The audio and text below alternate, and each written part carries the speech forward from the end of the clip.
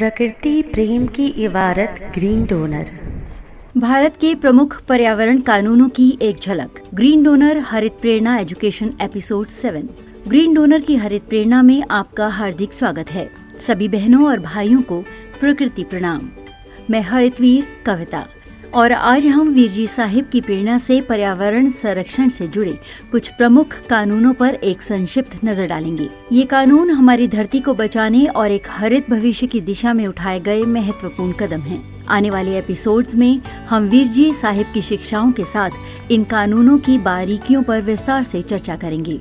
हमारा पहला कानून है environment protection act 1986। Virji Sahib ने हमेशा प्रकृति की रक्षा पर जोर दिया है और ये कानून उसी दिशा में एक बड़ा कदम है। ये सरकार को पर्यावरण की गुणवत्ता बनाए रखने और हानिकारक गतिविधियों पर रोक लगाने का अधिकार देता है। अगला है wild life protection act 1972। Veerji Sahib ने हमें सिखाया है कि वन्य जीव हमारे पारिस्थितिकी तंत्र के महत्वपूर्ण अंग हैं। ये कानून शिकार और अवैध व्यापार को रोककर हमारे वन्य जीवों की सुरक्षा सुनिश्चित करता है, जिससे उनकी रक्षा की जा सके।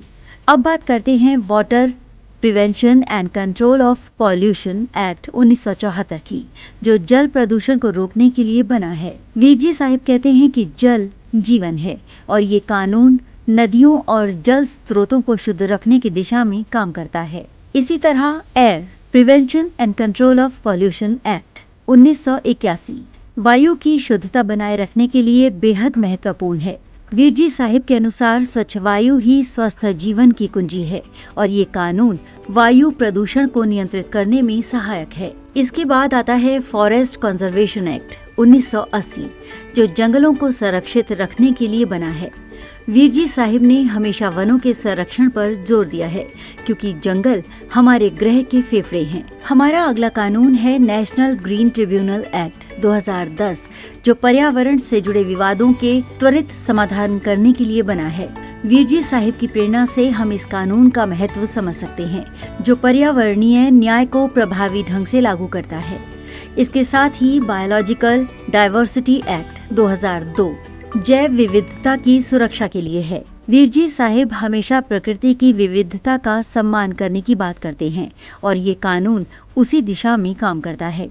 और अंत में पब्लिक लायबिलिटी इंश्योरेंस एक्ट 1991, जो खतरनाक पदार्थों से हुए हादसों में प्रभावित लोगों को त्वरित मुआवजा दिलाने के लिए बना है। वीरजी साहिब ने हमेशा मानवता और प्रकृति की सुरक्षा पर जोर दिया है और ये कानून उसी भावना का विस्तार है। दोस्तों और साथी हरितवीरों, ये थी हमारी आज की छोटी सी झलक भारत के प्रमुख पर्यावरण कानूनों पर, जो वीरजी साहिब की हरित प्रेरणा से जुड़ी हुई हैं। आने वाले एपिसोड्स में हम इन सभी कानूनों पर विस्तार से चर्चा करेंगे, ताकि हम समझ सकें कि कैसे ये कानून हमारी धरती की रक्षा करते हैं। वीरजी साहिब की शिक्षाओं के साथ हम इस हरियाली यात्रा को जारी रखेंगे। हर दिन हरियाली, हर दिन हरित प्रेरणा। वीरजी साहिब की प्रेमपूर्ण पहल ग्रीन डोनर। अंत में मेरे वीरजी साहिब पारिस्थितिकी विज्ञानी, पर्यावरणविद, राष्ट्रीय ध्वजवाहक, हरित वीर वाहिनी ग्रीन डोनर EERC इंडिया को कोटि कोटि प्रणाम।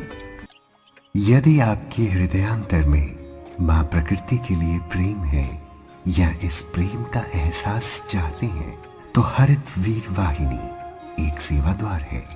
आज ही जुड़े। कॉल 9826 220022।